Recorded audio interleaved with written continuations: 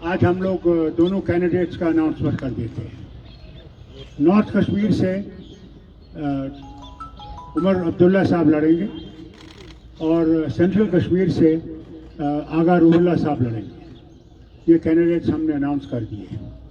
अब जो आपने वो रिलीज़ करना है वो अभी आ रहा है। आप तब तक अगर कोई सवाल ववाल होंगे उमर साहब पकड़िए। चलिए अब्दुल्ला यहाँ से आप के 3 MP रह चुके हैं 2019 के बाद। What the NC achieve after that, और आप लोगों से क्या पॉलिटिकल स्ट्रेटजी रहेगी NC के कैसे जहाँ तक स्ट्रैटेजी की बात है वो स्ट्रैटेजी आप हम पे छोड़ दीजिए ना। स्ट्रैटेजी इस तरह मीडिया में उसका ऐलान नहीं किया जाता। जहाँ तक पार्लियामेंट में क्या हुआ क्या नहीं हुआ, पार्लियामेंट का रिकॉर्ड गवाह है। आप देखिए डिबेट्स में हमारे जो MPs रहे हैं उन्होंने कितना हिस्सा लिया, कितने सवाल उठाए, कितना उनकी परफॉर्मेंस रही, वो सब आपके सामने है। डेवलपमेंट के लिहाज से जहाँ जहाँ उनको पार्लियामेंट के फंड मिले उनका सही इस्तेमाल हुआ, जहाँ पे उनको लोकल गवर्नमेंट को अकाउंटेबल रखना था कमेटियों के ज़रिए, बाकी चीज़ों के ज़रिए, जहाँ तक हो सके उन्होंने किया। हकीकत ये भी है कि अगर आप देखें तो सबसे मुश्किल 5 साल के पार्लियामेंट के इन MPs के दौर में रहा। इलेक्शन के फ़ौरन बाद 5 अगस्त 2019 का हुआ, हम उसमें से निकलना शुरू कर गए तो कोविड की बीमारी आई। तो ये एक ऑर्डिनरी 5 साल का सेशन नहीं रहा, लेकिन उसके बावजूद मैं ये मान के चलता हूँ कि हमारे MPs जो हैं बिलखसूस मसूदी साहब और फारूक साहब, उन्होंने पूरी कोशिश की कि जम्मू कश्मीर के लोगों के जो जज्बात हैं, उनके जो ख्यालात हैं, उनकी सही तरीके से पार्लियामेंट में तर्जुमानी हो। और आगे जाके भी हमारे जो अब 3 उम्मीदवार जनाब फारूक अब्दुल्ला साहब ने मंजूर किए हैं, शुमाली कश्मीर से, जनूबी कश्मीर से और सेंट्रल कश्मीर से, आगे भी हमारा यही मौक़िफ़ रहेगा, हमारी यही कोशिश रहेगी। हमारी लड़ाई इस बार किसी इंडिविजुअल के ख़िलाफ़ नहीं है। मेरी लड़ाई अगर आप नॉर्थ कश्मीर में देखें तो लड़ाई किसी कैंडिडेट के साथ नहीं है। मेरी लड़ाई उन ताकतों के साथ है जो उस कैंडिडेट के पीछे खड़े होकर उस कैंडिडेट का सपोर्ट कर रहे हैं। हमारी लड़ाई साउथ कश्मीर में, सेंट्रल कश्मीर में, नॉर्थ कश्मीर में बीजेपी और मरकज़ की हुकूमत के साथ है। और इसलिए मैंने ये फ़ैसला लिया और तंजीम ने ये फ़ैसला लिया मुझे नॉर्थ कश्मीर से लड़वाने का, क्योंकि मरकज़ का सबसे ज़्यादा ज़ोर अगर आप देखें और बीजेपी का सबसे ज़्यादा ज़ोर जो है वो नॉर्थ कश्मीर पे है। और मैं चाहता हूँ कि नॉर्थ कश्मीर में ही इन ताकतों को जो है शिकस्त दी जाए, और इसलिए तंजीम ने ये सही समझा कि मुझे नॉर्थ कश्मीर से इलेक्शन लड़ने पे जो है हुक्म दिया गया और आगा रूहुल्ला साहब को सेंट्रल कश्मीर से। उमर साहब, अगर बात करें, कई सारी पार्टी जो है, अब जैसा कि आपने भी कहा नॉर्थ कश्मीर में सजाद लोन को सपोर्ट करने जा रही है, क्या आप का समर्थन कांग्रेस वहाँ पे करेगी? आप मुझे पता नहीं आप लोगों को इस बात पे शक क्यों होता है। पिछले दिनों दिल्ली का प्रेस कॉन्फ्रेंस चलिए तो दिल्ली में किया तो आप लोग थे नहीं, लेकिन आपके चैनल्स, आपके रिप्रेजेंटेटिव्स तो वहाँ पे थे। क्या उन्होंने, कांग्रेस ने किसी तरह का शक मतलब वहाँ छोड़ा? कोई गुंजाइश रखी शक की?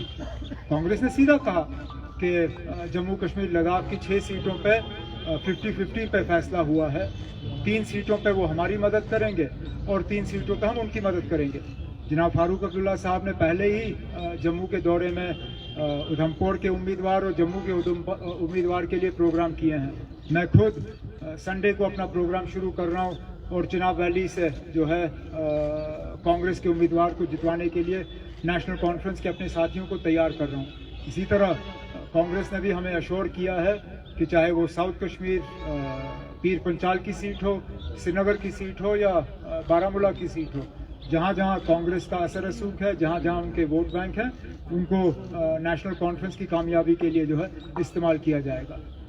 प्राइम मिनिस्टर मोदी जम्मू में है तो उन्होंने फिर एक बार जो है परिवारवाद की बात उठाई है, फैमिली डायनास्टी पॉलिटिक्स की बात उठाई है, और ये भी कहा है कि अब काफ़ी डेवलपमेंट जम्मू कश्मीर की तरफ आएगी, कॉर्पोरेट्स आएंगे। तो इन दो चीज़ों को आप फिर एक बार कैसे देखेंगे? ना, मुझे क्या देखना है इसको? कोई नई कोई नई बात अगर हो तो उस पर पूछ लीजिए ना। वज़ीर आज़म साहब आके तो यही बात करते हैं, हम उनके मतलब प्रोग्रामों का इंतज़ार करते हैं इस लिहाज से कि उनके मुंह से हम कुछ नया सुने। परिवारवाद तो अब 10 साल हो गए उनको ये कहते हुए, और मैंने बार बार आपसे ये कहा है, बीजेपी को परिवारवाद के खिलाफ कोई मतलब उनको कोई इससे आपत्ति नहीं है।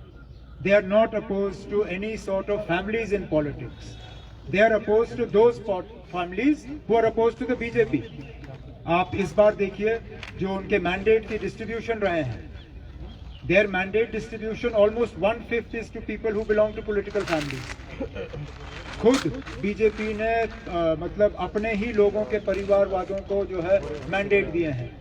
तो अगर बीजेपी के लिए परिवारवाद ठीक है तो उनको हमारे परिवार से क्यों इतनी आपत्ति? आपत्ति इसलिए क्योंकि हम उनकी मुखालफत करते रहे थे, करते हैं और करते आएंगे भी। मतलब इसी स्पीच में एक कोर्ट स्टेटमेंट आया है प्राइम मिनिस्टर की तरफ से कि वो दिन दूर नहीं जब जम्मू कश्मीर को दोबारा स्टेटहुड भी मिलेगा और इलेक्शन भी होंगे असेंबली में। तो आप इस स्टेटमेंट को कैसे देखते हैं? सुप्रीम कोर्ट का तो फैसला है, हमारे ऊपर कौन सा एहसान कर रहे हैं? एहसान उनके तरफ से तब होता अगर के सुप्रीम कोर्ट के फैसले से पहले उन्होंने हमें इलेक्शन दिए होते। ये तो अब उनकी मजबूरी बन गई है। सुप्रीम कोर्ट का फैसला है कि 30 सितंबर से पहले जम्मू कश्मीर में असेंबली इलेक्शन जो है वो मुकम्मल किए जाने चाहिए। और जहां तक स्टेटहुड का सवाल है, अभी तक तो हमें समझा नहीं पाए कि हमसे वो छीना क्यों गया। चलिए 370 जो है उनके मंशूर में दर्ज था कई सालों से, लेकिन जम्मू कश्मीर को एक रियासत के मतलब रियासत से हटा के उसको यूनियन टेरिटरी का दर्जा देना, ये कहाँ का इंसाफ था? इस फैसले को तो वो सही माने में सुप्रीम कोर्ट में भी इसको समझा नहीं पाए। तो वज़ीर आज़म साहब ने जम्मू में जो तकरीर की उसमें हमारे साथ कोई एहसान नहीं किया। जो सुप्रीम कोर्ट का फैसला है उसी फैसले के तहत उन्होंने बात की। Sir, how do you see contesting from North Kashmir while you are having a stronghold from this? My most recent assembly constituency, thanks to the gerrymandering of the BJP, is actually now part of the North. So I am technically a North Kashmir contestant. So as far as a stronghold is concerned, national conferences strongholds are everywhere, and therefore my fight, as I said earlier, my fight is not against an individual in North Kashmir, nor is it against an individual in the center or the south. It is against New Delhi's attempts to prop up its until recently they were proxies. Now we know they are openly BJP candidates. पिछले दिनों तरुण चुग का यहाँ पे आना, अल्ताफ बुखारी के घर जाना, अल्ताफ बुखारी के घर जाके सजाद लोन को वहाँ हाजिरी पे बुलवाना और उनको वहाँ पे हिदायत देना, ये तो अब खुल्लम खुल्ला जो है ये लोग बीजेपी के इशारे पे काम कर रहे हैं। तो मेरा मुकाबला वहाँ पे किसी एक इंडिविजुअल या किसी रीजनल पार्टी से नहीं है। हमारा मुकाबला जो है सीधा सीधा दिल्ली और बीजेपी है। Umar Sahib, Prime Minister said that Article 370 was a delusion, and the ground reality in Kashmir proved NC, PDP and Congress a failure because nothing happened on the ground. J&K was not on fire. Everything is fine. How do you react to that? I don't think I need to react. We'll let the people react. मैं अब अगर वाकई prime minister के कहने में इतना दम है तो बीजेपी के कैंडिडेट मैदान में उतारिए, बीजेपी के नाम पे वोट मांगिए। आप जो आपने 370 पे किया, जो आप डेवलपमेंट के क्लेम्स करते हो, जो आप नॉर्मलसी के क्लेम्स करते हो, बीजेपी के कैंडिडेट को मैदान में उतारिए और देखिए कि बीजेपी के उम्मीदवार को कितने वोट मिलते हैं। ये जो ए टीम, बी टीम, सी टीम को आप यहाँ प्रॉप अप या इस्तेमाल करने की कोशिश कर रहे हैं, ये छोड़िए। जब आप कहते हो कि आपने इतना सारा कुछ किया है, जब आप कहते हो कि जम्मू कश्मीर में जो है हम लोगों ने कुछ नहीं किया, तो ठीक है, फिर हमारी जमानत जब्त हो जानी चाहिए। हमें हराने के लिए इतनी कोशिशें क्यों? हमें हराने के लिए तरुण चुग साहब को, इन लोगों को एक स्टेज पे लाने की क्या जरूरत है? हम तो गए गुजरे हैं, हमने कुछ किया ही नहीं। लोग हमें कबूल नहीं करेंगे। अगर लोग हमें कबूल नहीं करेंगे तो बार बार तकरीरों में हमारा जिक्र क्यों? बार बार अपनी आपकी एजेंसियों का हमारे खिलाफ इस्तेमाल क्यों? बार बार अपनी तकरीरों में हमें क्यों निशाना बनाया जाता है? ठीक है ना, हमने कुछ नहीं किया। अगर आपने इतना सारा किया तो मेहरबानी करके इन 3 सीटों पे बीजेपी की उम्मीदवार उतारिए, और हम देखते हैं ना, अगर उनकी जमानत जब्त नहीं हुई मैं सियासत छोड़ दूंगा। उमर साहब, महबूबा मैडम ने अभी कुछ दिन पहले प्रेस कॉन्फ्रेंस में उन्होंने कहा कि हम जम्मू में कांग्रेस का सपोर्ट करेंगे। जो अब कांग्रेस का वोटर कश्मीर में है, वो अब किसको सपोर्ट, वो एमसी को सपोर्ट करेगी, पीडीपी को सपोर्ट करेगी? मैंने पहले भी इस सवाल का जवाब दिया है। क्या कांग्रेस की तरफ से इसमें कोई शक की गुंजाइश रह गई है?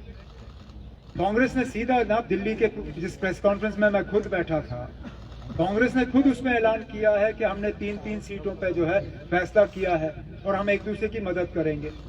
अब इसके बाद शक की कहाँ गुंजाइश है ना? तो आपके कहने का ये मतलब है पीडीपी को वो सपोर्ट नहीं करेंगे? उन्होंने खुद कहा, मुझे कहने की क्या जरूरत है? कांग्रेस ने खुद कहा कि 3 सीटों पे वो नेशनल कॉन्फ्रेंस की मदद करेंगे और 3 सीटों पे नेशनल कॉन्फ्रेंस कांग्रेस की मदद करेगी, और हम मिलके जो है इन 6 सीटों पे, लद्दाख, कश्मीर की 3, जम्मू के 2, इंशाल्लाह इन 6 के 6 सीटों पे हम बीजेपी और उनके जो यहाँ पे मुखौटे हैं उनको हम हरा के रहेंगे। सर, कल राजनाथ सिंह का एक स्टेटमेंट आया कि अपोजिशन जो है इस वक्त डेमोक्रेसी खतरे में है, बोल रही है, लेकिन जब इमरजेंसी लगी थी तो उनको अपनी मां के अंतिम संस्कार में जाने की इजाज़त नहीं मिली थी, बेरोल नहीं मिला। तो इस इमोशनल कार्ड को आप लोकसभा इलेक्शन में इस वक्त कैसे देखते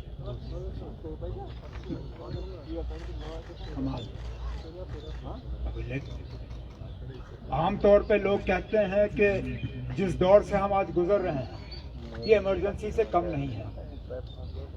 फर्क सिर्फ इतना है कि उस वक्त इंदिरा गांधी ने थोड़ी सी हिम्मत की और उसको इमरजेंसी का नाम दिया।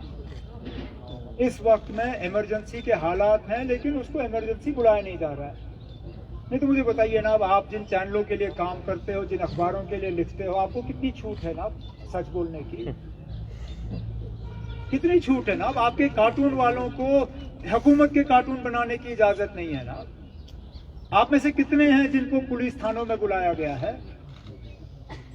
कितने? मैं अब आपसे कहूंगा नहीं कि हाथ ऊपर करिए, लेकिन मैं चेहरे चेहरे से पहचानता हूं ना। अब आप में से कितने हैं जिनको आपके नजदीकी थाने में बुला के आपसे पूछताछ की गई हो कि आपने ये क्यों लिखा, या ये बाइट क्यों दी, या आपने फलाने का इंटरव्यू क्यों लिया?